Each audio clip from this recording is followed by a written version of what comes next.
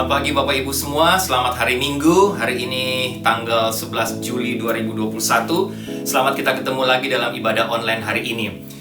Saya berdoa mari kita berdoa sama-sama supaya seluruh rangkaian ibadah hari ini melalui pujian penyembahan, khususnya melalui kebenaran firman Tuhan hari ini, kita semua diberkati oleh Tuhan. Sebelum kita mulai ibadah ini, mari kita tundukkan kepala, kita berdoa. Tuhan, kami bersyukur, terima kasih. Bahkan kami tidak pernah berhenti untuk mengucap syukur kepada Engkau. Terima kasih untuk semua perlindungan, penyertaan, pemeliharaan-Mu buat kami sampai detik ini, sampai hari ini. Bahkan terima kasih untuk tiap-tiap berkat Tuhan yang boleh kami nikmati, boleh kami rasakan. Terima kasih Tuhan karena hari ini, pagi ini kami ada waktu lagi untuk duduk diam, beribadah bersama-sama, mendengarkan suara-Mu melalui kebenaran firman Tuhan hari ini. Doa hamba kiranya seluruh rangkaian ibadah hari ini, mulai dari awal hingga pertengahan hingga akhirnya, melalui pujian penyembahan, melalui firman Tuhan, kami semua tanpa terkecuali, kami semua diberkati lagi oleh Engkau. Tuhan hadir di sini, di ruangan ini di mana hamba menyampaikan firman Tuhan. Tuhan juga hadir di ruangan Bapak Ibu, di rumah Bapak Ibu yang sedang mengikuti ibadah minggu hari ini. Tuhan kiranya memberkati dan melawat tiap-tiap kami. Terima kasih Tuhan. Dalam nama Tuhan Yesus kami berdoa. Amin. Baik Bapak Ibu, mari kita siapkan hati, kita mau memuji dan menyembah Tuhan bersama.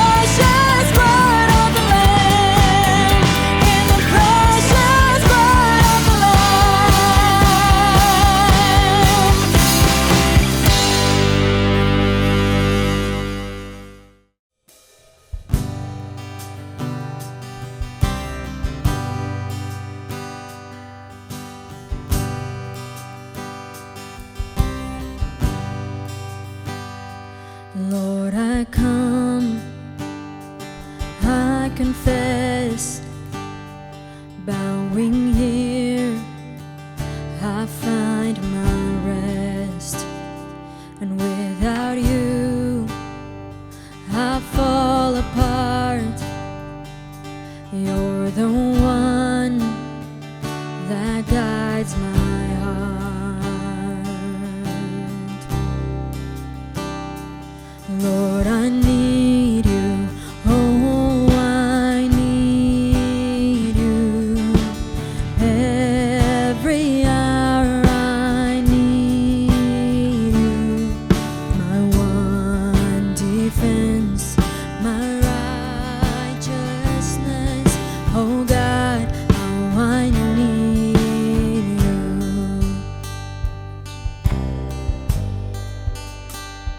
where sin runs deep. Your grace is more, where grace is found is where you are. And where you are, Lord, I am free. Holiness is Christ in me. Yeah.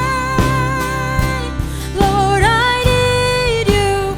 Oh, I need you. Every hour I need you.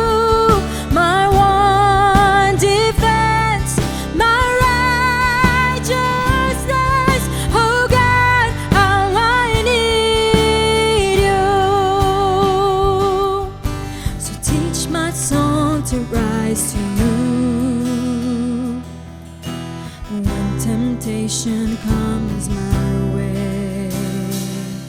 When I cannot stand, I'll fall on you.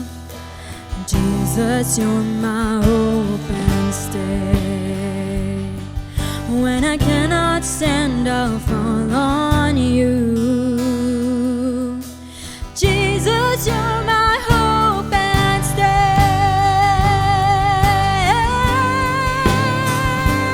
Lord, I need you.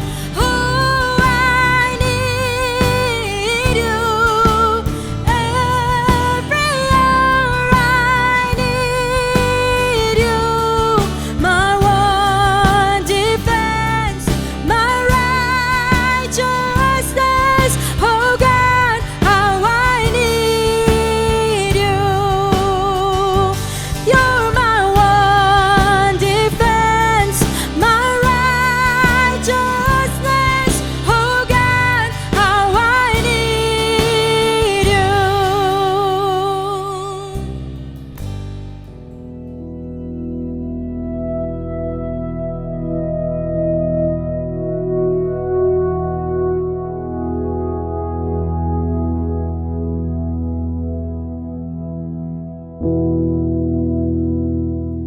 Sekali lagi selamat pagi Bapak Ibu semua, khususnya Bapak Ibu yang mengikuti ibadah online dari NLCC Indonesia pagi hari ini. Baik, kita akan mempersiapkan hati untuk mendengarkan firman Tuhan. Bapak Ibu, hari ini kita akan melanjutkan seri khotbah tentang penabur. Minggu lalu Ibu Sarah sudah menyampaikan seri yang pertama, yaitu benih yang jatuh di tanah di pinggir jalan. Dan hari ini saya akan menyambung atau melanjutkan dalam seri yang kedua, yaitu benih yang baik yang jatuh di tanah berbatu. Dasar firman Tuhannya Ibu Sarah sudah bacakan minggu lalu, tapi kita akan lihat lagi beberapa bagian dari firman Tuhan ini. Hari ini khususnya kita akan fokus hari ini dari Injil Matius pasal 13 ayat 5-6 dan ayat 20-21. Sekali lagi Injil Matius pasal 13 ayat 5-6 dan ayat 20-21. Bapak Ibu bisa buka Alkitab Bapak Ibu bisa siapkan ayat-ayat atau bagian firman Tuhan ini. Sebelum kita lihat lebih jauh Bapak Ibu, mari kita tundukkan kepala, kita berdoa sekali lagi. Tuhan, hamba percaya Engkau ada di sini, Engkau ada di ruangan di mana hamba menyampaikan firman Tuhan, Engkau juga ada di ruangan, di rumah Bapak Ibu, semua yang sedang mengikuti ibadah online hari ini, baik Jemaat NLCC Indonesia, maupun semua Bapak Ibu yang ada di berbagai tempat yang sedang mengikuti ibadah ini. Hamba percaya Tuhan hadir juga di rumah mereka masing-masing. Doa hamba kiranya Tuhan mengurapi, memberkati hamba, Tuhan pakai hamba menjadi saluran berkat, sehingga hamba bisa menyampaikan firman Tuhan dengan kekuatan, kesehatan, terlebih dengan urapan Tuhan. Dan kiranya Bapak Ibu juga bisa menyiapkan hati mereka menjadi tanah yang subur untuk bisa tidak saja mendengarkan kebenaran firman Tuhan ini, tapi bisa juga menguatkan mereka dan mereka bisa melakukan, mempraktekannya dalam hidup mereka tiap-tiap hari. Doa hamba firman Tuhan yang sudah menguatkan menjadi berkat buat hamba yang akan hamba sharekan, bagikan hari ini juga memberkati dan menguatkan semua Bapak Ibu di rumah yang mengikuti ibadah hari ini. Berfirmanlah Tuhan, bersabdalah karena kami sudah siap untuk mendengar suara-Mu. Dalam nama Tuhan Yesus kami berdoa. Amin. Baik Bapak Ibu, sekali lagi saya tidak akan bacakan bagian firman Tuhan ini, Matius pasal 13 ayat 5-6 di awal khotbah ini dan juga ayat 20-21, tapi nanti waktu berkhotbah Bapak Ibu kita akan sama-sama lihat dan membacanya ketika khotbah ini saya share atau ketika khotbah ini saya sampaikan. Baik Bapak Ibu, memulai khotbah ini saya mau mulai dengan 3 kisah atau 3 cerita. Yang pertama tentang seorang anak yang bernama Sarah, Bapak Ibu. Sarah ini menerima Tuhan Yesus waktu dia masih kecil sekali. Dia masih usia Sunday School, sekolah minggu. Bahkan umur 9 tahun, Sarah sudah dibaptis. Dan sejak umur 9, Bapak Ibu, sampai dia high school, Sarah ini mengalami pertumbuhan rohani yang sangat luar biasa. Dia begitu aktif, dia begitu cinta Tuhan Yesus, dia melayani Tuhan, dia aktif ke gereja. Tapi tidak tahu kenapa, waktu dia high school, Bapak Ibu, tiba-tiba terjadi satu perubahan yang sangat dramatis dalam hidup Sarah. Tidak tahu kenapa, apakah karena mungkin pengaruh teman sebaya, atau mungkin hormon remaja, atau mungkin ya sedang mencari identitas diri. Tapi pokoknya pendek cerita, waktu high school, Sarah tiba-tiba meninggalkan Tuhan. Tiba-tiba hal-hal tentang gereja, tentang Tuhan tidak lagi menjadi sesuatu yang menarik buat Sarah, Bapak Ibu. Tiba-tiba saja hal tentang Tuhan yang dulunya sangat berarti, hari ini tidak ada lagi. Tiba-tiba berubah. Tiba-tiba saja Sarah tidak tertarik dengan hal-hal rohani dan gereja. Sarah tidak jatuh dalam obat-obatan, Bapak Ibu. Sarah juga tidak jatuh dalam seks bebas. Tapi pokoknya dia done dengan Tuhan. Dia selesai dengan Tuhan. Dia selesai dengan yang namanya gereja. Tapi sekitar 25 tahun kemudian setelah Sarah lulus high school, Bapak Ibu, ketika bertemu orang tanya, "Sarah, apa kamu orang Kristen?" "Ya, saya orang Kristen." Bahkan Sarah masih mengatakan bahwa dia adalah orang Kristen yang lahir baru. Dia sudah menerima keselamatan kekal. Dia yakin kalau dia dipanggil Tuhan, namanya akan tercatat di sorga. Tapi ya itulah cerita tentang Sarah paling tidak, Bapak Ibu. Itulah yang dibacakan oleh keluarganya waktu acara pemakaman dari Sarah. Sampai dia meninggal, dia yakin. Yang kedua, tentang William. Ya, saya nanti ada 3 cerita yang William. William ini hampir mirip, tapi William ini ya lahir juga, Sarah tadi lahir di tengah keluarga Kristen. William juga lahir di tengah keluarga Kristen. Bahkan William ini bapaknya seorang pendeta, Bapak Ibu. Tapi William tidak seperti Sarah. Perbedaannya adalah William sama sekali tidak menunjukkan ketertarikan atau tidak ada minat sama sekali dengan hal-hal rohani, Bapak Ibu. Walaupun bapaknya seorang pendeta. Dia ke gereja dan melakukan aktivitas-aktivitas rohani hanya karena menghormati papanya saja. Pendek cerita, waktu dia sudah dewasa, kira-kira 18-19 tahun, Bapak Ibu, dia ambil keputusan untuk tinggalkan gereja. Kenapa? Karena dia pikir dia sudah dewasa, sudah adult, dan memang dia sudah boleh, menurut culture di sini, peraturan di sini, dia juga sudah boleh tinggalkan keluarganya karena dia sudah termasuk orang dewasa. Saat itu, William ambil keputusan, bahkan dia bersumpah dia tidak akan ke gereja lagi, dan dia dan juga dengan yang namanya dan dengan Tuhan, Bapak Ibu. Pendek cerita, dia menikah. Waktu dia menikah, Bapak Ibu, istri dan anak-anaknya mengingatkan dia tentang Tuhan, mengajak William untuk kembali ke gereja. Ya, karena memang dia punya dasar, dia lahir di keluarga pendeta, dia akhirnya mengikuti kata istrinya dan anaknya, dia ke gereja. Tapi waktu dia ke gereja, dia bertemu Tuhan Yesus. Jadi sekarang bukan lagi karena istri dan anak-anak, tapi dirinya sendiri. Dia ambil keputusan untuk bertobat, terima Tuhan Yesus sebagai Tuhan dan Juru Selamat, dan menerima hidup kekal, keselamatan kekal. Ya. Karena dia lahir dari keluarga pendeta, waktu dia bergabung di gereja itu, Bapak Ibu, William bukan ambil keputusan, tapi memang dia bertumbuh menjadi orang atau dia laki-laki yang aktif melayani. Dia melakukan apa saja di gereja itu. Mulai dari ngajar Sunday School, memimpin pujian, mulai potong rumput di halaman gereja, menghitung uang, kadang-kadang diminta sebagai driver untuk antar sana, antar sini, dan lain sebagainya. Pokoknya semua dikerjakan oleh William. Bahkan William dikenal oleh gereja itu menjadi seorang keluarga atau seorang jemaat yang sangat mencintai pendeta, sangat mencintai hamba Tuhan. Apa saja yang diperlukan oleh hamba Tuhan di gereja itu, orang sudah tahu, William lah orangnya, Bapak Ibu. Nah, satu waktu, karena dia begitu aktif, akhirnya William dipilih menjadi ketua majelis gereja itu. Satu waktu, nggak tahu ada masalah apa, tiba-tiba majelis membicarakan untuk mengeluarkan atau memecat pendeta. Tidak tahu ada masalah apa. Dan bagi William ini satu pukulan buat dia. Dia begitu sayang, dia begitu mengasihi pendetanya. Tapi tiba-tiba majelis sedang memikirkan untuk memecat pendeta. Dan ini merupakan pukulan yang hebat buat William. Dia kecewa terhadap gereja, Bapak Ibu. Dia tinggalkan gereja, dia tinggalkan semua pelayanan, dia marah. Pendek cerita, dibujuk lagi oleh istrinya, oleh anak-anaknya. Sudah, Pak, balik aja ke gereja. Dan William katakan, Bapak Ibu, sebelum istrinya dan anaknya ajak, untuk kedua kalinya, William bersumpah lagi. Dan kali ini dia katakan, saya benar-benar akan taat dengan sumpah saya. Kedua kali dia katakan, saya tidak akan sentuh gereja lagi. Saya tidak mau benar-benar.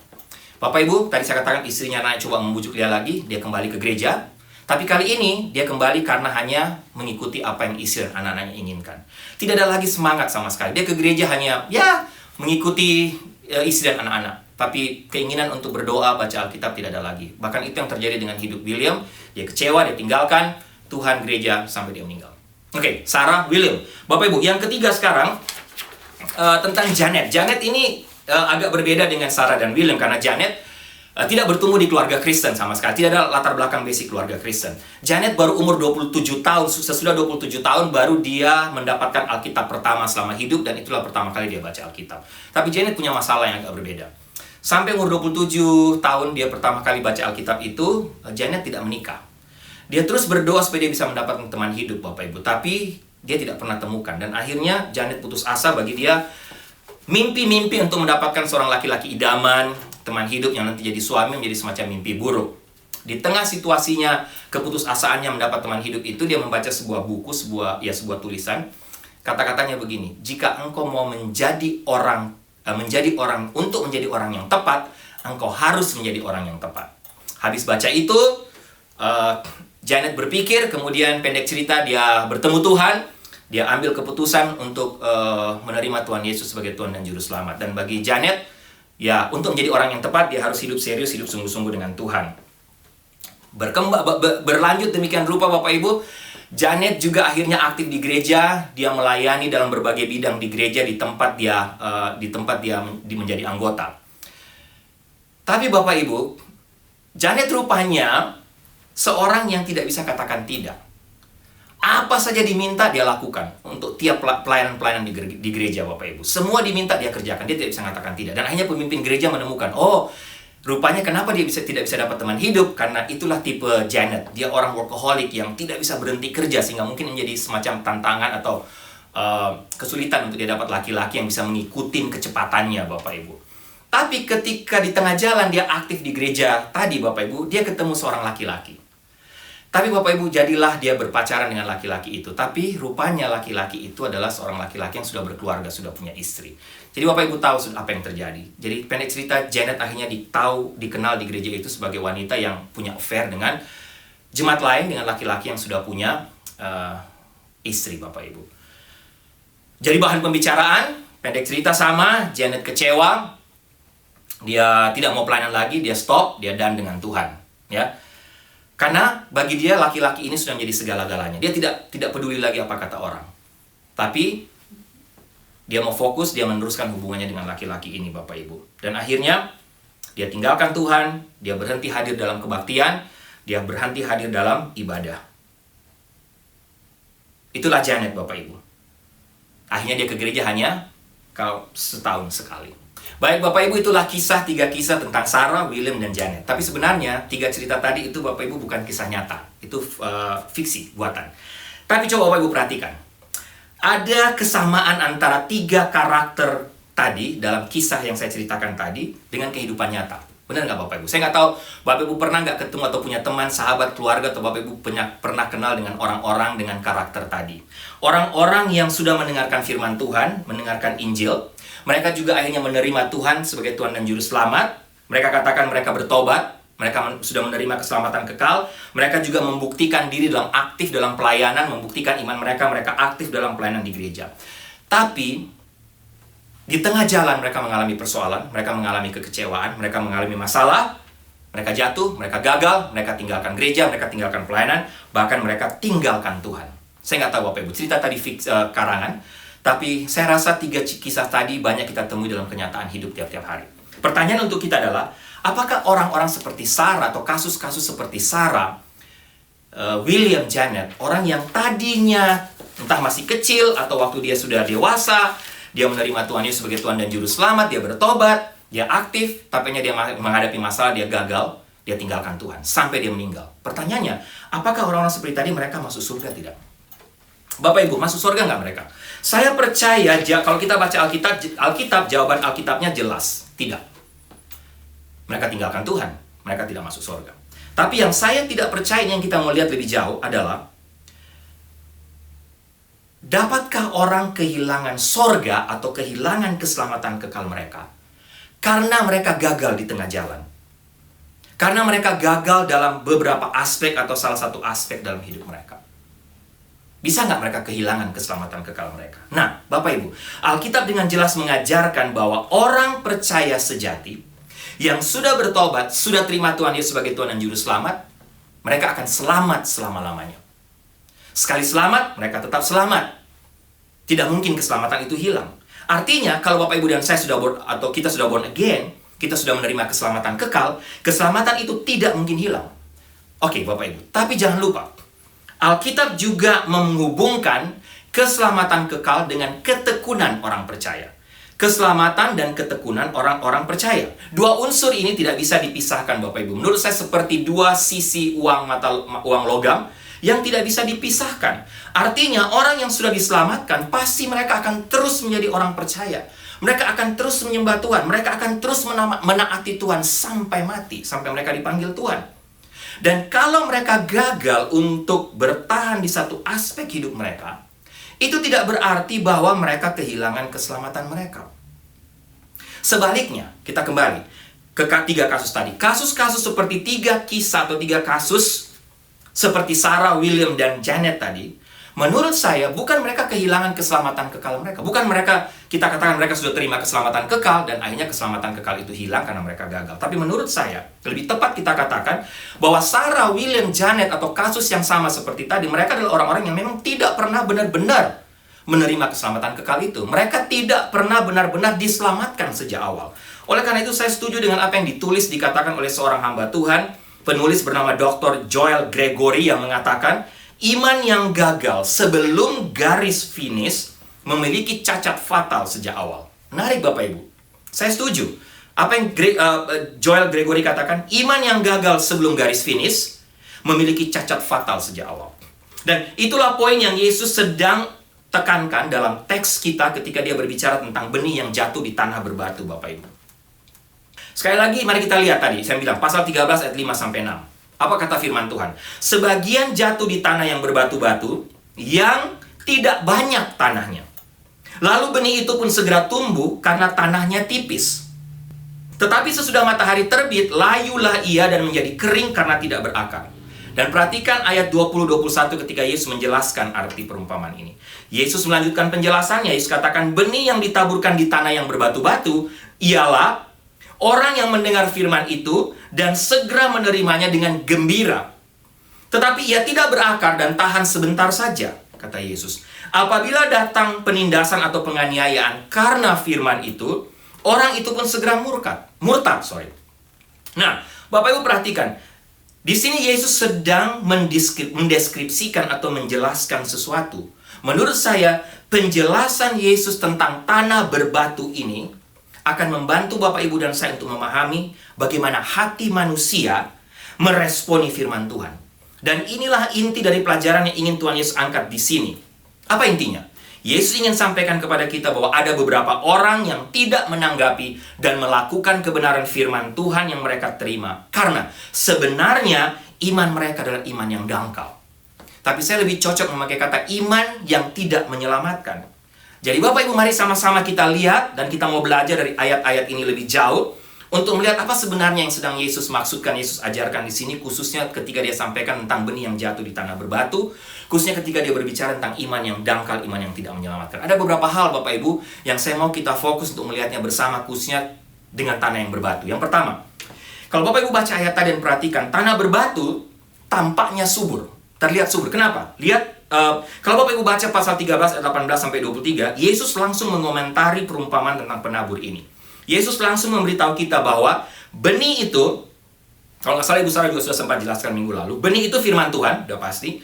Dan dia juga memberitahu kita bahwa tanah yang berbeda mewakili berbagai kondisi hati orang-orang yang mendengar firman Tuhan itu. Jenis tanah yang pertama Ibu Sarah sudah jelaskan minggu lalu, tanah pinggir jalan, saya tidak perlu jelaskan lagi sekarang.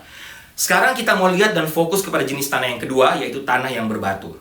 Oke, kalau Bapak Ibu perhatikan, tanah pinggir jalan dan tanah yang berbatu sebenarnya menggambarkan satu kondisi tanah yang hampir sama, mirip, tidak jauh beda. Ingat sekali lagi Bapak Ibu, pendengar waktu itu yang mendengar penjelasan Yesus atau perumpamaan yang Yesus sampaikan, mereka tidak seperti kita sekarang. Mereka, waktu mendengar penjelasan atau tentang perumpamaan itu, mereka langsung tahu kondisi tanah yang Tuhan Yesus maksudkan. Mereka nggak bingung. Waktu Tuhan Yesus bilang tanah pinggir jalan, mereka langsung tangkap. Bilang tanah berbatu, mereka bisa langsung tahu. Satu-satunya perbedaan dari kedua jenis tanah ini adalah bahwa kekerasan tanahnya. Itu perbedaannya. Kekerasan tanah di pinggir jalan bisa kelihatan langsung Bapak Ibu. Tapi kekerasan tanah berbatu tidak kelihatan, tersembunyi. Kenapa? Perhatikan firman Tuhan tadi. Karena ada lapisan tanah yang tipis di atasnya, yang menutupi batuan yang sebenarnya ada di dalamnya, menarik atau ada di bawahnya. Jadi tanah berbatu kelihatannya subur Bapak Ibu. Kalau kita lihat sepintas kita bisa tertipu. Bahkan benih yang dilemparkan tumbuh di tanah berbatu bisa saja atau selalu cepat saja bertumbuh. Karena kita lihat dari luar, kita lihat ada benih yang tumbuh, kita langsung menyimpulkan ini pasti nanti akan cepat menghasilkan buah. Dia juga akan menghasilkan buah yang mungkin paling banyak, paling baik, dan juga paling besar. Tapi Bapak Ibu, sayangnya yang kita lihat adalah luarnya. Kita tidak tahu, karena kita sebagai pengamat yang melihat dari luar saja, kita tidak melihat apakah benar ada pertumbuhan yang ada di dalamnya atau ada di bawahnya. Sehingga Bapak Ibu, menurut saya ada perbedaan besar antara penampakan yang kita lihat, penampakan di permukaan, dan realitas yang ada di bawahnya. Dan menurut saya inilah tanda hati-hati untuk iman yang dangkal, iman yang tidak menyelamatkan. Mungkin kita lihat baik di luar, bagus. Tapi bagaimana dengan keadaan atau kondisi di dalamnya? Nah Bapak Ibu, semulakan poin yang pertama ini, doa saya dan Ibu Sarah setiap hari untuk Jemaat NLCC Indonesia. Dan juga untuk semua Bapak Ibu yang aktif atau sering secara rutin mengikuti ibadah online kami setiap minggu. Doa saya dan Ibu Sarah agar semua kita benar-benar diselamatkan, benar-benar mengalami kelahiran kembali. Saya dan Ibu Sarah berdoa supaya Bapak Ibu kita semua tidak hanya menjadi orang Kristen yang namanya Kristen saja. Tidak menjadi orang Kristen yang hanya menjadi Kristen karena keturunan saja. Atau dengan kata lain, tidak menjadi orang Kristen-Kristenan saja. Saya dan Ibu Sarah berdoa supaya Bapak Ibu dan saya kita semua menjadi orang Kristen yang benar, memiliki iman yang sejati, atau kalau boleh saya pakai kalimat Ibu Sarah minggu lalu, menjadi orang Kristen yang militan. Dan doa saya Bapak Ibu, seri khotbah tentang penabur ini benar-benar menjadi berkat dan menantang kita semua. Selain kita berdoa Bapak Ibu, melalui perumpamaan ini kita berdoa supaya kita sama-sama waspada dan mengecek iman kita kembali dan keselamatan kita kembali. Tapi kita juga sama-sama waspada untuk tetap berdoa dan melihat, memperhatikan orang-orang di sekitar kita. Bukan hanya mereka yang mengeraskan hati seperti tanah di pinggir jalan, yang jelas-jelas menolak firman Tuhan. Tapi melalui khotbah perumpamaan seri penabur ini, khususnya seri kedua ini, mari saya mau mengajak kita untuk sama-sama juga melihat, memperhatikan dengan waspada. Tidak hanya diri sendiri, tapi orang-orang di sekeliling kita, di sekitar kita. Entah itu keluarga kita, teman sahabat, atau orang-orang bersama-sama di gereja kita. Mari sama-sama kita saling memperhatikan, saling melihat Bapak Ibu. Apakah kita atau orang-orang yang kita doakan itu sudah menjadi orang Kristen yang benar? Jangan sampai mereka atau kita hanya kelihatannya bagus dari luar, kita kelihatan Kristen, kita kelihatan kita melayani, kita aktif, tapi sebenarnya kita memiliki iman yang dangkal. Bapak Ibu jangan lupa, kondisi luar tidak terlalu pengaruh. Kalau hati atau kondisi atau apa yang kelihatan dari luar tidak terlalu bermasalah, tidak pengaruh. Kalau hati kita tidak berubah. Saya kasih contoh Bapak Ibu untuk menggambarkan poin ini. Saya tanya kepada Bapak Ibu, oke, ada ceritanya, ada 3 katak yang sedang berdiri di atas bongkahan batu di dekat sungai. 2 katak memutuskan untuk melompat dalam air. Sekarang saya tanya kepada Bapak Ibu, tinggal berapa katak yang ada dalam bongkahan kayu tadi? Banyak orang, atau mungkin Bapak Ibu jawab, oh tinggal 1. Karena 2 memutuskan untuk lompat ke air. Kalau Bapak Ibu jawabnya 1, Bapak Ibu salah. Kenapa Bapak Ibu jawab 1? Karena Bapak Ibu fokus kepada keputusan katak untuk melompat di atas air. Di dalam air. Tapi Bapak Ibu jangan lupa, keputusan kalau tidak ditindaklanjuti dengan perbuatan, hanya tinggal keputusan saja. Saya tadi katakan 2 katak memutuskan untuk melompat dalam air. Faktanya, membuat keputusan tidak membuat katak itu masuk ke dalam air. Kecuali sampai mereka benar-benar melompat dan masuk benar-benar ke dalam air. Sekali lagi, itu juga gambaran tentang iman yang tidak menyelamatkan. Kalau hanya mendengar khotbah, mendengar firman Tuhan, mau berapa kali seminggu Bapak Ibu, itu adalah sebuah keputusan. Aktif berdoa, menaikkan pokok-pokok doa tiap hari, hanya sebuah keputusan. Mengisi kartu anggota gereja, mengisi kartu pelayanan, oh saya terbeban untuk pelayan di bidang ini, itu hanya keputusan saja. Dibaptis, hanya sebuah keputusan.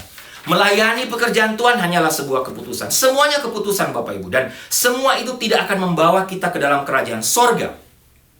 Sama seperti katak yang hanya mengambil keputusan melompat dari batang kayu, tapi tidak melompat dengan benar, tidak memasukkan diri mereka ke dalam air. Sehingga kita harus hati-hati. Saya tidak mengatakan bahwa keputusan itu tidak penting. Keputusan awal penting. Tapi sekali lagi keputusan penting. Tapi kalau semua keputusan tinggal keputusan dan tidak ada perubahan dalam hati kita, dalam hidup kita Bapak Ibu, tidak ada gunanya. Sama seperti tanah yang kelihatannya subur dapat menutupi kenyataan tanah yang di bawahnya yang ternyata berbatu. Begitu juga dengan iman kita, iman Bapak Ibu, iman saya yang dangkal, yang tidak menyelamatkan, yang menutupi hati yang keras. Pinggir jalan keras. Tapi yang hati-hati tanah berbatu kelihatannya subur. Kelihatan beriman, tapi sebenarnya ini menutupi hati, iman yang dangkal ini menutupi hati yang keras. Yang sama sekali sebenarnya belum membuat komitmen yang serius, komitmen sejati di hadapan Tuhan untuk menjadi seorang anak Tuhan dan untuk masuk dalam kerajaan sorga. Saya mau ulang sekali lagi, Bapak Ibu ingat, jangan lupa ayat yang Bu Sarah sampaikan minggu lalu. Menurut saya ini ayat kunci untuk seri khotbah ini. Matius 7:21-23. Apa kata Tuhan Yesus?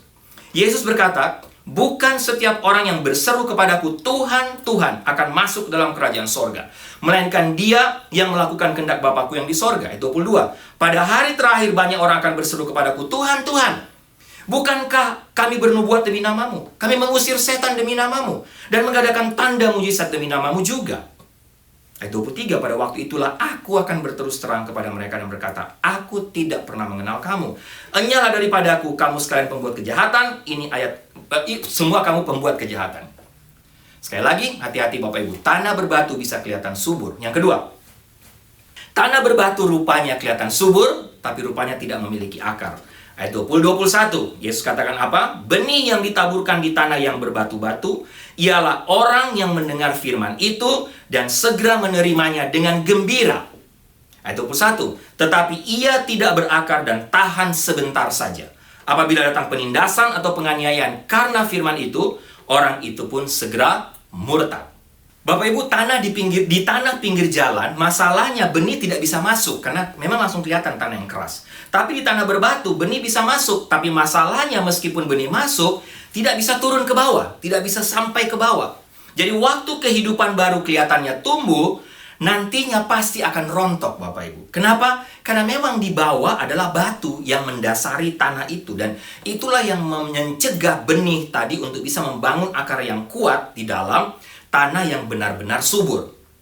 Dan akar masalah di tanah berbatu inilah yang menjadi inti penjelasan Yesus sekali lagi mengapa ada banyak orang kelihatannya tulus, berkomitmen, dan sangat rohani, tapi akhirnya tidak bisa bertahan dalam iman mereka. Mereka akhirnya bisa tinggalkan Tuhan, tinggalkan gereja, tinggalkan Tuhan. Makanya Bapak Ibu, kita sering mendengar atau melihat orang Kristen, bahkan mereka yang aktif melayani, gagal dan jatuh. Mundur dari pelayanan, tinggalkan gereja, bahkan banyak juga yang tinggalkan Tuhan Yesus dan murtad. Mengapa? Karena mereka tidak memiliki akar iman yang kuat dalam diri mereka sendiri, Bapak Ibu. Sekarang perhatikan ketika Yesus berbicara tentang orang yang tidak memiliki akar dalam dirinya sendiri. Di sini Tuhan Yesus sedang menjelaskan hal yang sama dengan ayat 19. Tuhan Yesus sedang bicara tentang benih yang ditaburkan dalam hati orang atau hati kita. Disinilah Tuhan Yesus sedang menjelaskan tentang kondisi hati manusia. Kondisi hati kita, Bapak Ibu. Jika kita memiliki hati seperti tanah berbatu, itu berarti kita adalah tipe orang yang dapat menerima firman dalam hati kita. Tapi kita tidak bisa memegang kebenaran firman Tuhan itu. Kita hanya menerimanya, tapi kita dapat memegang apa yang diterima oleh hati kita. Apa maksudnya tidak bisa mampu memegang apa yang diterima hati kita, Bapak Ibu? Ini menarik, karena tiap kali Alkitab, khususnya Perjanjian Baru menggunakan kata hati sebagai metafora, itu selalu merujuk pada kepribadian manusia secara utuh. Kata hati dalam Perjanjian Baru selalu berbicara lengkap tentang hati, tentang pikiran, kehendak, dan emosi manusia. Jadi waktu dikatakan berakar di hati, ini berarti Bapak Ibu harus berakar atau harus memegang pikiran, kehendak, dan emosi kita. Ini akan membawa kita kepada pemahaman yang lebih dalam lagi tentang iman yang dangkal, lebih jauh lagi. Ayat 20 saya mau ulang sekali lagi, kata Tuhan Yesus, tetapi siapa yang menerima benih di tempat yang berbatu-batu, dialah yang mendengar firman itu dan segera menerimanya dengan sukacita. Garis bawahi, dia menerimanya dengan sukacita, artinya dia menerima dengan happy, dengan gembira, dengan antusiasme yang sangat tinggi. Dengan kata lain, emosinya telah dicengkram oleh firman Tuhan. Jadi emosinya telah ditangkap, telah dicengkram oleh kebenaran firman Tuhan. Dan hasrat yang dia rasakan terhadap Tuhan Yesus begitu kuat sehingga dia segera mulai memperlihatkan pertumbuhan atau mulai menumbuhkan tanda-tanda kehidupan. Tapi Yesus mengatakan bahwa dia tidak memiliki akar dalam dirinya sendiri. Bahkan waktu saya baca bagian ini, Bapak Ibu juga bisa perhatikan, Yesus tidak mengatakan di sini bahwa dia memiliki setengah akar.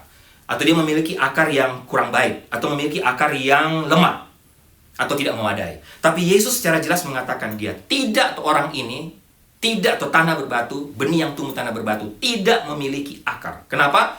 Karena yang dicengkram oleh firman Allah hanya emosi.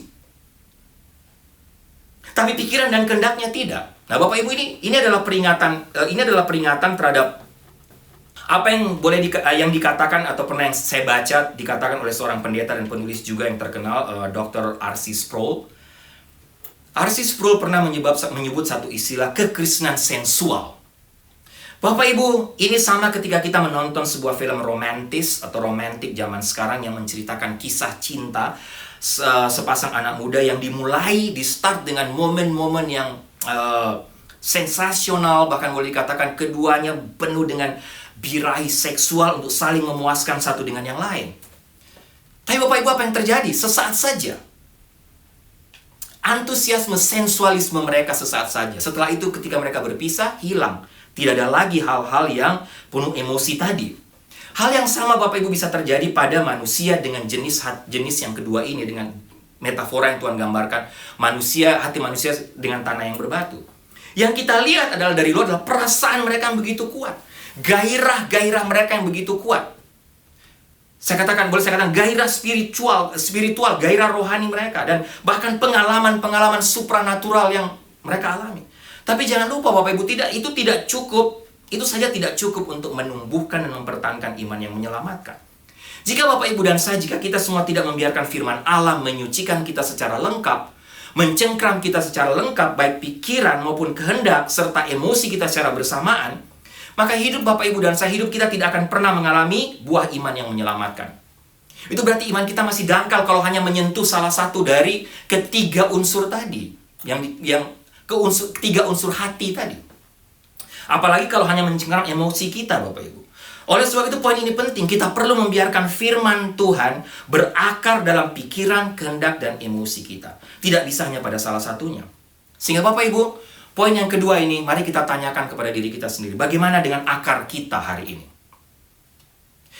Saya bacakan dua bagian firman Tuhan. Efesus 3:17-19. Doa Paulus. Paulus katakan apa? Sehingga oleh imanmu Kristus diam di dalam hatimu, dan kamu berakar serta berdasar di dalam kasih.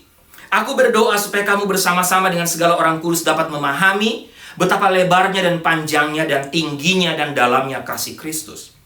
Dan dapat mengenal kasih itu sekalipun ia melampaui segala pengetahuan. Aku berdoa, kata Paulus, supaya kamu dipenuhi di dalam seluruh kepenuhan Allah. Kedua, perhatikan Kolose pasal 2, 6-7. Paulus katakan apa? Kamu telah menerima Kristus Yesus Tuhan kita. Karena itu hendaklah hidupmu tetap di dalam Dia. Hendaklah kamu berakar di dalam Dia dan dibangun di atas Dia. Hendaklah kamu bertambah teguh dalam iman yang telah diajarkan kepadamu, dan hendaklah hatimu melimpah dengan syukur. Bapak Ibu, izinkan saya memberi sedikit catatan di sini.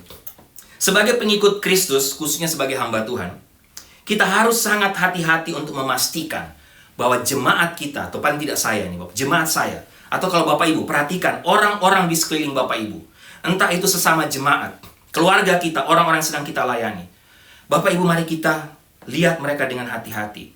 Jangan sampai mereka itu hanya memiliki iman yang dangkal. Karena apa? Karena kita tidak pernah bicara soal kebenaran yang benar. Kita sebagai hamba Tuhan, sebagai teman, kita tidak pernah memberi mereka pesan atau berita Injil yang sebenarnya. Yang kita sampaikan hanya berita-berita yang dangkal.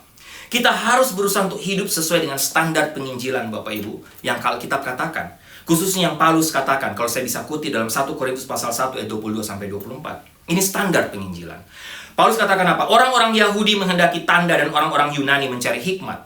Tetapi kami memberitakan Kristus yang disalibkan. Sekali lagi, kami memberitakan Kristus yang disalibkan. Untuk orang-orang Yahudi suatu batu sandungan, dan untuk orang-orang bukan Yahudi suatu kebodohan. Ayat 24. Tetapi untuk mereka yang dipanggil, baik orang Yahudi maupun orang bukan Yunani, baik orang Yahudi maupun orang bukan Yahudi, Kristus adalah kekuatan Allah dan hikmat Allah.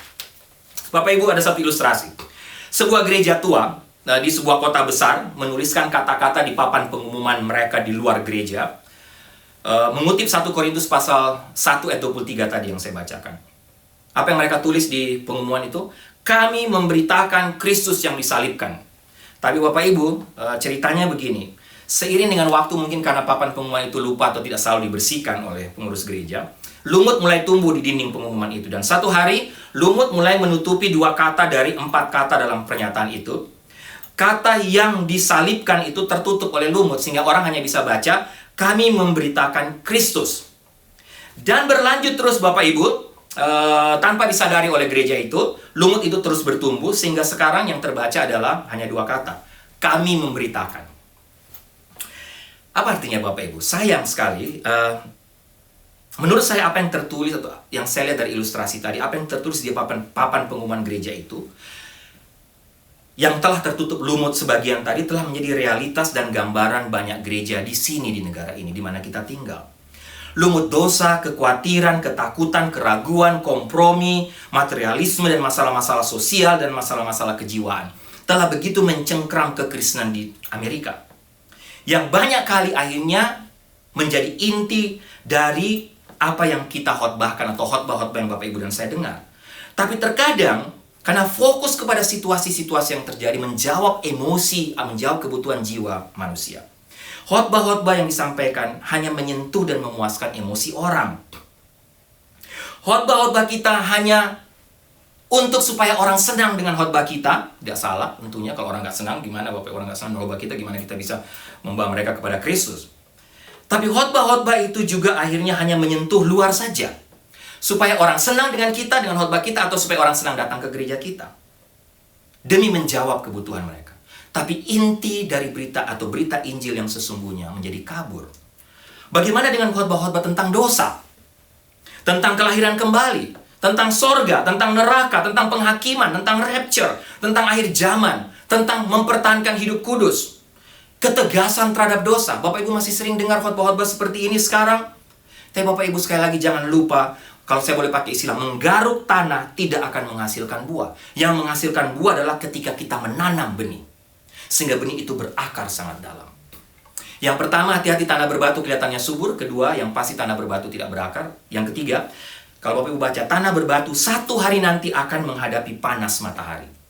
Semua jenis tanah ini, termasuk jenis berbatu, Bapak, tanah berbatu, semua akan menghadapi panas matahari. Oke, penabur sudah menaburkan benihnya. Beberapa jatuh di tanah berbatu untuk bagian hari ini, kata Tuhan Yesus. Dan karena mereka tidak memiliki kedalaman tanah dan tidak memiliki akar, mereka segera muncul dan terlihat di permukaan. Namun saat benih ini muncul, jangan lupa Bapak Ibu, matahari juga sudah ada di atasnya. Matahari juga muncul, bahkan sudah muncul. Dan jangan lupa matahari itu sudah ada, selalu ada. Matahari selalu akan memancarkan panasnya. Demikian juga akan tiba saatnya ketika orang percaya yang dangkal harus menghadapi panasnya matahari. Perhatikan fakta bahwa pasal 13 ayat 6 mengatakan ketika atau sesudah matahari terbit. Tuhan Yesus tidak mengatakan, Bapak Ibu lihat apa yang Tuhan Yesus katakan, kita perhatikan ayat 6. Tuhan Yesus katakan ketika atau sesudah matahari terbit. Tuhan Yesus tidak mengatakan jika atau kalau matahari terbit. Tapi sekali lagi Tuhan Yesus katakan ketika atau sesudah matahari terbit. Artinya dalam hal ini Tuhan Yesus sedang memberi kita satu realitas yang pasti. Apa itu? Matahari sudah terbit, matahari selalu ada. Dan dalam kalimat yang kedua dari ayat 21, Yesus menjelaskan sebuah referensi tentang matahari itu. Yesus katakan apa? Tetapi ia tidak berakar dan tahan sebentar saja. Apabila datang penindasan dan penganiayaan karena firman itu, orang itu pun segera murtad. Sekali lagi Bapak Ibu, ini adalah kenyataan yang pasti. Mau tidak mau, semua orang, mau jenis tanah apapun, mau jenis orang Kristen apapun, kita semua akan menghadapi kesengsaraan dan penganiayaan karena iman kita satu waktu nanti. Bahkan mungkin bukan satu waktu nanti, mungkin sekarang pun sudah kita rasakan. Walaupun tidak terlihat penganiayaan secara langsung, tidak kita di-attack secara langsung. Tapi kesengsaraan penganiayaan secara moral terhadap iman kepercayaan kita sudah terjadi sekarang. Ini semua akan kita hadapi ketika kita memutuskan jadi orang Kristen sejati, ketika kita putuskan terima firman itu. Ketika kita memutuskan menjadi pengikut Kristus. Bahkan Lukas 8:13 dalam ayat paralel tentang perumpamaan penabur ini, Lukas menambahkan kata pencobaan. Yang jatuh di tanah yang berbatu ialah orang yang setelah mendengar firman itu, kalau Bapak Ibu baca Lukas pasal 8:13, menerimanya dengan gembira, tapi mereka itu tidak berakar. Mereka percaya sebentar saja, dan dalam masa pencobaan mereka murtad. Bagi saya ini menarik Bapak Ibu. Sementara ini begitu banyak pengkhotbah gereja-gereja, penyanyi, penulis buku, para YouTuber, para penginjil-penginjil di televisi, Mereka terus berusaha meyakinkan kita, meyakinkan orang yang mendengar mereka bahwa ketika kita menjadi pengikut Tuhan, tidak semua, ketika menjadi pengikut Tuhan, ketika kita masuk dalam kehidupan menurut firman Allah, masalah kita akan selesai. Kita akan diberkati Tuhan secara luar biasa. Kita akan bahagia, kita akan bebas dari tiap masalah. Sedangkan Bapak Ibu, Yesus sendiri mengatakan bahwa jika dalam bagian firman Tuhan ini, jika kita menerima firman, firman itu sendiri akan membawa masalah ke dalam hidup kita. Wow, mungkin Bapak Ibu berpikir, untuk apa saya ikut Tuhan? Untuk apa saya dengar firman Tuhan? Sabar Bapak Ibu. Matius 13 ayat 21 secara eksplisit berbicara tentang fakta. Bahwa Yesus di sini tidak hanya berbicara tentang masalah yang merupakan bagian atau masalah-masalah pencobaan normal yang dihadapi oleh semua manusia yang berdosa. Tapi dalam hal ini Tuhan Yesus sedang berbicara tentang masalah yang lebih spesifik, yakni masalah yang datang justru karena kita percaya kepada Tuhan. Masalah yang datang karena firman Tuhan. Jika kita menerima firman itu, kita harus menghadapi panasnya, panas matahari itu. Kita harus menghadapi panasnya ujian, cobaan, masalah, dan godaan. Sekali lagi Bapak Ibu garis bawahi, setiap orang yang menerima berita firman harus menghadapi panasnya matahari. Dan matahari itu sudah dan selalu ada. Matius pasal 16 ayat 24-25 mengatakan seperti ini. Saya bacakan Bapak Ibu secara cepat bagian firman Tuhan ini. Bapak Ibu bisa buka di rumah. Matius 16, 24-25. Atau Bapak Ibu bisa lihat di screen. Lalu Yesus berkata kepada murid-muridnya, setiap orang yang mau mengikut aku, ia harus menyangkal dirinya, memikul salibnya dan mengikut aku. Ayat 25, karena barang siapa mau menyelamatkan nyawanya, ia akan kehilangan nyawanya. Tetapi barang siapa kehilangan nyawanya karena aku, ia akan memperolehnya.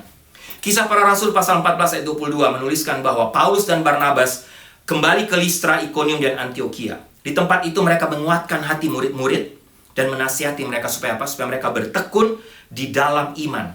Dan mengatakan bahwa untuk masuk dalam kerajaan Allah kita harus mengalami banyak sengsara.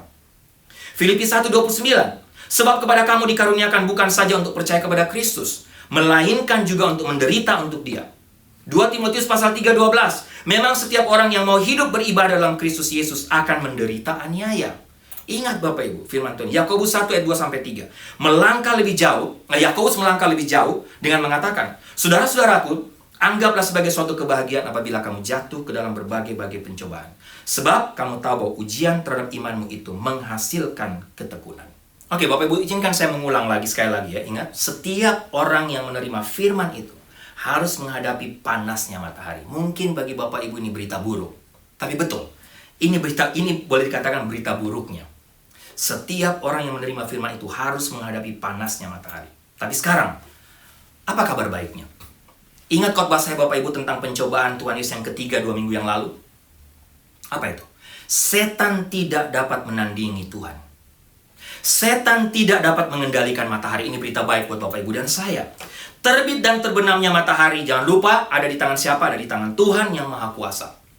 Matius pasal 5 ayat 45 katakan, karena dengan demikianlah kamu menjadi anak-anak Bapamu yang di sorga, yang menerbitkan matahari bagi orang yang jahat, dan orang yang baik, dan menurunkan hujan bagi orang yang benar dan orang yang tidak benar. Dengan kata lain Bapak Ibu, Tuhan yang sama yang menyalakan panas pada orang-orang yang menolak Dia, yang membencinya, juga akan menyalakan panas pada mereka yang mengasihi Dia, mengasihinya. Tuhan yang sama. Perbedaannya adalah ketika matahari terbit di tanah berbatu, dia menghanguskan pertumbuhan. Tetapi ketika ia tumbuh di tanah yang baik, ia memperkuat pertumbuhannya. Sekali lagi Bapak Ibu, ketika matahari terbit di tanah berbatu, dia menghanguskan pertumbuhan. Tetapi ketika ia tumbuh di tanah yang baik, ia memperkuat pertumbuhannya. Jadi, jangan mencoba untuk menghindari panas Bapak Ibu. Jika panas matahari diperlukan untuk pertumbuhan benih di alam semesta ini, maka kalau boleh saya katakan, panasnya ujian dan panasnya pencobaan yang kita alami sebagai orang percaya diperlukan untuk pertumbuhan rohani kita. Satu ilustrasi Bapak Ibu dengan dalam poin ini. Saya yakin kita semua tahu dan pernah mempelajari proses ulat berubah menjadi kupu-kupu. Ya, kita semua tahu itu. Tapi saya pernah membaca sebuah artikel tentang adanya sekelompok ilmuwan yang sedang membuat satu eksperimen penelitian tentang proses berubahnya ulat menjadi kupu-kupu. Ketika kehidupan baru siap, ya, kita tahu maksudnya ini cerita ulat dari kepompong mau siap untuk keluar dari kepompong. Waktu melihat satu kehidupan atau ulat-ulat itu sudah mau mencoba atau yang sudah berubah pasti, sudah terjadi metamorfosis. Sudah mau mencoba keluar dari kepompong, para ilmuwan itu mengambil alat mereka, kemudian menolong kupu-kupu yang sudah menjadi kupu-kupu tadi, yang sudah menjadi kupu-kupu, menolong dengan alat mereka untuk membebaskan kupu-kupu itu keluar dari kepompongnya. Semua kupu-kupu itu tertolong Bapak Ibu dengan alat yang dipakai oleh para ilmuwan tadi, sehingga mereka tidak melewati proses berat dengan diri mereka sendiri untuk menghancurkan kepompong itu karena ditolong oleh para ilmuwan tadi. Tapi apa yang terjadi? Mungkin ada beberapa ibu yang sudah tahu, dan saya yakin itu sudah dipikirkan oleh para ilmuwan tadi, tapi mereka hanya mengadakan satu riset. Apa yang terjadi dengan kupu-kupu yang ditolong tadi, dikeluarkan dengan alat? Semua kupu-kupu tadi yang baru tadi tidak bisa terbang. Bapak Ibu, rupanya para ilmuwan menemukan bahwa justru proses berat untuk kupu-kupu itu keluar dari kepompong lah yang memberikan kekuatan sayapnya untuk bisa terbang. Dengan kata lain, Bapak Ibu jangan lupa, semua panasnya ujian, pencobaan, kesengsaraan, mungkin masalah-masalah yang Bapak Ibu hadapi dalam kehidupan Bapak Ibu, dalam keluarga. Pergumulan-pergumulan hidup yang mungkin Bapak Ibu rasa berat. Tapi sebenarnya itulah yang akhirnya nanti membuat Bapak Ibu kuat untuk bertahan, atau iman Bapak Ibu bisa tetap kuat. Iman Bapak Ibu bisa bertahan sampai akhir. Iman Bapak Ibu tidak hanya menjadi iman yang dangkal, tapi iman yang sejati, iman yang kuat.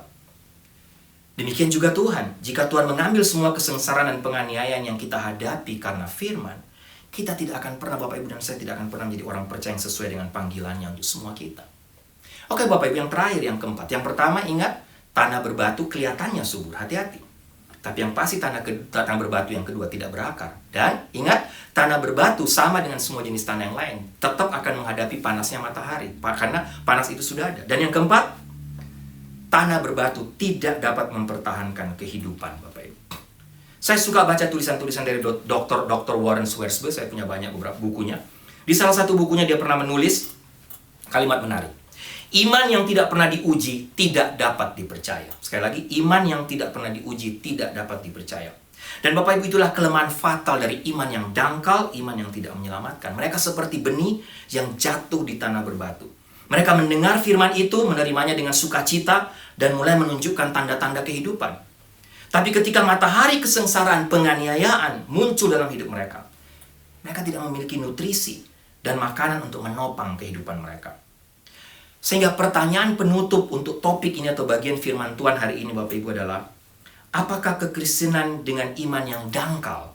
Atau kalau ada orang yang menjadi Kristen dengan iman yang dangkal, apakah mereka akan mengalami kematian kekal? Menarik, ayat 21 menggambarkan kematian orang-orang dalam tipe ini. Orang-orang seperti ini yang hatinya seperti tanah berbatu yang saya sudah jelaskan tadi. Ayat 21 menggambarkan kematian mereka dalam dua cara. Yang pertama, Yesus mengatakan bahwa orang Kristen dengan iman yang dangkal hanya bertahan sebentar atau bertahan sementara. Bertahan hanya untuk sementara. Menarik, frase untuk sementara diterjemahkan dari satu bahasa Yunani, proskairos, yang mengacu kepada sesuatu yang memang bersifat sementara. Dan ini hanya digunakan 4 kali dalam perjanjian baru, Bapak Ibu. Saya tidak akan baca bagian ini, Bapak Ibu bisa lihat Markus 4:17, 2 Korintus 4:18, Ibrani pasal 12 ayat 25. Kata yang dipakai dalam Markus 4:17 dan 2 Korintus 4 ayat 18 itu sama, kata proskairos, sesuatu yang terlihat sementara. Bahkan dalam Ibrani pasal 11 ayat 25, kita diberitahu bahwa Musa memilih untuk menderita bersama anak-anak Israel daripada menikmati kesenangan dosa yang lewat, dan dipakai kata proskarios juga.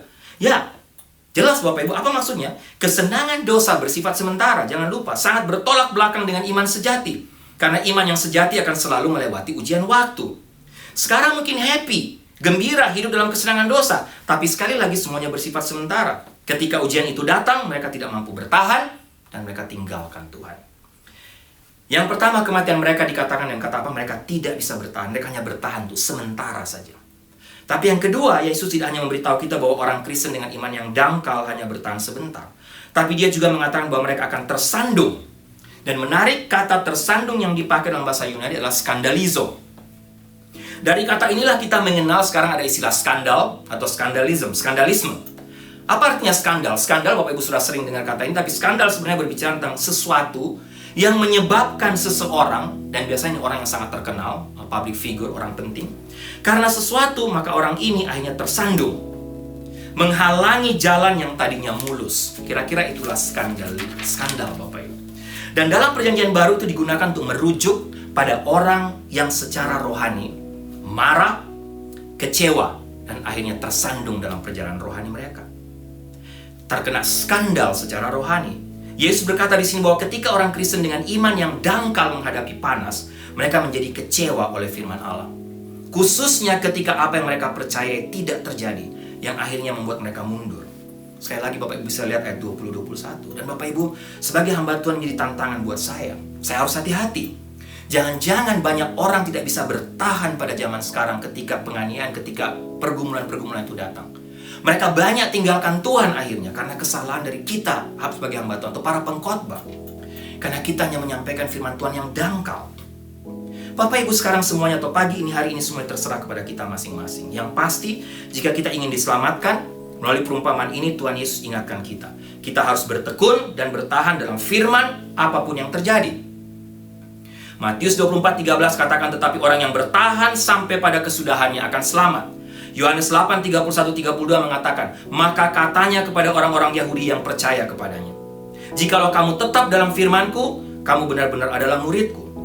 Dan kamu akan mengetahui kebenaran, dan kebenaran itu akan memerdekakan kamu. 1 Korintus 15 ayat 1-2 berkata, dan sekarang saudara-saudara, aku mau mengingatkan kamu kepada Injil yang aku beritakan kepadamu, dan yang kamu terima, dan yang di dalamnya kamu teguh berdiri. Oleh Injil itu kamu diselamatkan, asal kamu teguh berpegang padanya, seperti yang telah kuberitakan kepadamu, kecuali kalau kamu telah sia-sia saja menjadi percaya. Sehingga Bapak Ibu sekali lagi, jika kita ingin diselamatkan, kita harus bertekun dalam firman Tuhan. Kata selamat, keselamatan kekal tidak bisa dipisahkan dengan ketekunan kita dalam firman Tuhan. Kita harus hidup dalam firman Tuhan apapun yang terjadi. Pertanyaannya sekali lagi, sanggupkah kita bertahan jika pencobaan berat itu datang dalam hidup kita? Baik Bapak Ibu, tapi inilah kabar baiknya. Ketekunan yang teguh dari orang-orang kudus merupakan hasil dari sebuah pemeliharaan Allah yang berdaulat terhadap orang kudus. Jika kita percaya kepadanya, maka Tuhan sendiri yang akan menjaga kita, termasuk di saat dimana kita tidak bisa menjaga diri kita sendiri. Allah yang berdaulat itu yang telah menyelamatkan kita, yang akan melindungi Bapak Ibu dan saya. Dia sendiri yang akan membimbing kita di masa-masa sulit sekalipun, termasuk di mana ketika kita tidak mampu menghadapinya. Bapak Ibu, bagi saya ini kabar baik. Tuhan akan terus melihat kita ketika melalui masa-masa sulit. Bapak Ibu bisa baca Filipi 1 ayat 6, 1 Petrus 1 ayat 5, Yudas 1 24-25. Di situ ada janji Tuhan bahwa Tuhanlah yang akan melindungi, menjaga, memelihara Bapak Ibu dan saya. Bapak Ibu, menurut saya sekarang ini kita sedang hidup di tengah masa yang benar-benar mengerikan. Tidak saja secara jasmani dengan pandemik yang menyerang dunia sejak Februari 2020. Tapi Bapak Ibu di sini bukan saja dengan penderitaan atau mengerikan secara jasmani Bapak Ibu dengan datangnya pandemik sejak Februari 2020. Di sini mungkin sudah mereda, walaupun ada isu untuk adanya second lockdown dengan varian Delta dari India. Tapi Bapak Ibu, kalau kita lihat Indonesia sekarang, Bapak Ibu, Indonesia makin parah. Bahkan Indonesia sekarang pun sedang dalam parah-parahnya. Saya sudah sampaikan, di Jakarta saja menurut info sekitar 10.000, 20.000 orang mati karena COVID setiap harinya. Tapi Bapak Ibu, sebenarnya bukan hanya kengerian secara jasmani kalau kita melihat dunia sekarang. Kita juga sedang hidup di tengah kengerian secara rohani pada saat yang bersamaan, Bapak Ibu. Dan menurut saya ini jauh-jauh lebih ngeri. Belakangan ini kita juga banyak mendengar ada banyak hamba Tuhan terkenal yang sekali berkhotbah dihadiri oleh puluhan ribu orang, atau mungkin penonton tayangan TV mereka maupun YouTube mereka bisa jutaan. Mereka menulis banyak buku, mempengaruhi banyak orang percaya secara rohani, tapi akhirnya mereka secara tiba-tiba mengambil keputusan untuk tinggalkan Tuhan. Ada yang secara resmi mengatakan bahwa mereka sekarang ateis. Bahkan Bapak Ibu, tidak sedikit juga mereka yang akhirnya mengakhiri hidup mereka dengan bunuh diri. Ngeri Bapak Ibu. Jangan-jangan inilah penggenapan dari perumpamaan Tuhan Yesus ini, khususnya tentang benih yang jatuh di tanah yang berbatu. Kita telah dinina-bobokkan dengan pengajaran-pengajaran dan khotbah-khotbah yang dangkal, yang hanya mengedepankan humor, berkat hal-hal yang positif, memuaskan emosi dan jiwa kita saja, yang memang lagi sakit, tapi justru membawa kita kepada kenyamanan secara rohani dan tidak siap menghadapi tantangan-tantangan kehidupan. Bapak minta maaf, Ibu Sarah memang selalu ganggu kalau saya khotbah panjang, tapi Bapak Ibu saya juga sudah berusaha hari ini untuk menjelaskan, mempersingkat khotbah ini. Tapi sekali lagi maaf kalau saya berkhotbah mungkin panjang lagi hari ini. Tapi berdasarkan firman Tuhan hari ini ada beberapa hal yang saya mau kita pikirkan dan kerjakan bersama-sama sebagai penutup. Yang pertama, Bapak Ibu, mari kita sama-sama evaluasi diri kita masing-masing dengan jujur, serius, dan benar-benar terbuka di hadapan Tuhan. Jenis tanah yang manakah hati saya sekarang ini? Yang kedua, doakanlah saya dan Ibu Sarah sebagai hamba Tuhan Bapak Ibu supaya kami selalu memberitakan firman Tuhan dengan benar, tapi juga dengan berani sehingga Bapak Ibu dapat memiliki iman yang benar. Iman yang kuat, bukan iman yang dangkal. Iman yang bisa menyelamatkan Bapak Ibu. Supaya melalui pelayanan kami dan melalui khotbah-khotbah kami, Bapak Ibu bisa menjadi orang Kristen yang militan, yang tetap kuat ketika berbagai pencobaan datang menyerang Bapak Ibu. Ketiga, mari Bapak Ibu kita sebagai teman sepersekutuan, satu keluarga rohani, kita saling menguatkan dan saling mengingatkan dan saling menguatkan satu dengan yang lain. Sekarang bagi saya bukan lagi waktunya untuk saling menuding, saling iri hati, hidup egois, merasa saya lebih baik dari yang lain, yang penting saya selamat sendiri. Tapi inilah waktu untuk saling menolong agar semua keluarga rohani kita, teman-teman di sekeliling kita, punya iman yang sama. Dan yang terakhir, kalau memang hati kita masih seperti tanah yang berbatu, apalagi kalau masih di tanah di pinggir jalan yang mengeraskan hati. Kalau hati kita menjadi tanah yang masih seperti tanah yang berbatu, seperti orang Kristen sepertinya aktif melayani, rajin ke gereja tapi belum yakin akan hidup kekal, belum born again, mungkin hari inilah waktunya untuk mengambil keputusan Bapak Ibu. Tapi mengambil keputusan ini, tapi juga inilah waktunya untuk hidup bertahan dan punya komitmen kepada Tuhan. Mungkin hari inilah waktu untuk rendah hati bertobat, menerima Tuhan Yesus sebagai Tuhan dan Juru Selamat kita secara pribadi. Sehingga kita bukan menjadi Kristen-Kristenan saja. Kita bukan punya iman yang dangkal, tapi iman yang kuat, yang berakar, yang benar-benar menyelamatkan Bapak Ibu dan saya. Amin. Mari kita tundukkan kepala, kita berdoa. Tuhan, hamba bersyukur untuk kebenaran firman Tuhan hari ini. Hamba penuh keterbatasan untuk menyampaikan lebih dalam. Bahkan mungkin juga kali ini hamba menyampaikan firman Tuhan panjang lagi. Tapi Tuhan, hamba berdoa supaya kebenaran firman Tuhan yang sudah benar-benar menjadi berkat menguatkan hamba, juga menjadi berkat menguatkan semua Bapak Ibu yang mendengarkan firman Tuhan ini secara online, baik Jemaat NLCC Indo maupun Bapak Ibu yang mendengarkan ibadah ini secara online. Hamba berdoa supaya melalui mendengar firman Tuhan ini kami semua bisa mengevaluasi hidup kami. Doa hamba supaya setelah mendengar firman Tuhan ini, kami pun bisa menggumuli dengan serius di hadapan Tuhan. Kalau kami masih punya iman yang dangkal, kami belum benar-benar diselamatkan oleh Tuhan, mungkin inilah waktunya untuk mengambil keputusan, menerima Engkau sebagai Tuhan dan Juru Selamat secara pribadi, sehingga kami semua bisa menjadi orang Kristen militan, punya iman yang benar-benar bisa menyelamatkan kami. Terima kasih Tuhan untuk kebenaran firman. Dalam nama Tuhan Yesus kami berdoa. Amin.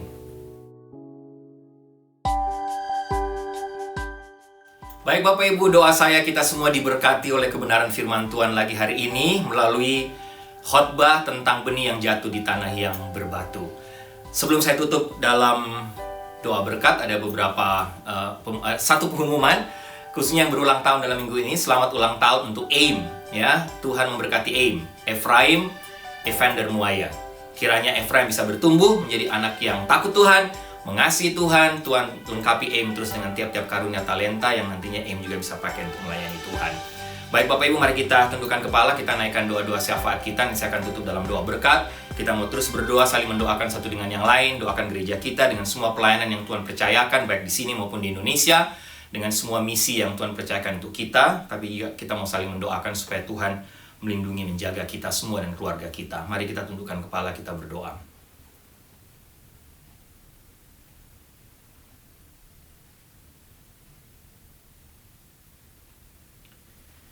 Jemaat yang kekasih, tundukkanlah kepalamu, arahkanlah hatimu kepada Tuhan, dan terimalah berkat Tuhan. Anugerah keselamatan dari Tuhan Yesus Kristus, kasih sayang yang tidak berkesudahan dari Allah Bapa, serta penyertaan dari Roh yang Kudus, kiranya menyertai engkau sekalian mulai hari ini, sampai Maranatha Tuhan Yesus datang kembali. Haleluya, amin. Lord, I need you. Oh, I need you. Every hour I need you. My one defense, my righteousness. Oh God, how I need you.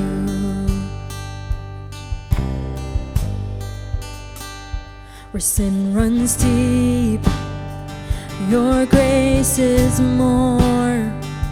Where grace is found is where you are.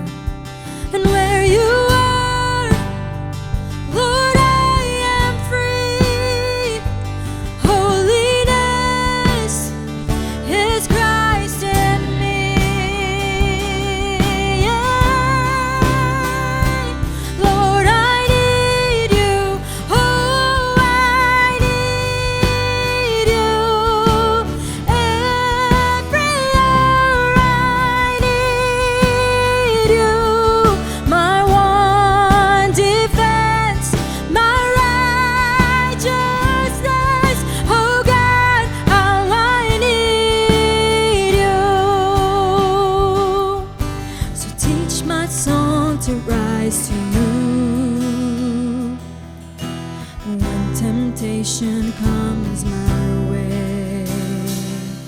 When I cannot stand, I'll fall on you. Jesus, you're my hope and stay. When I cannot stand, I'll fall on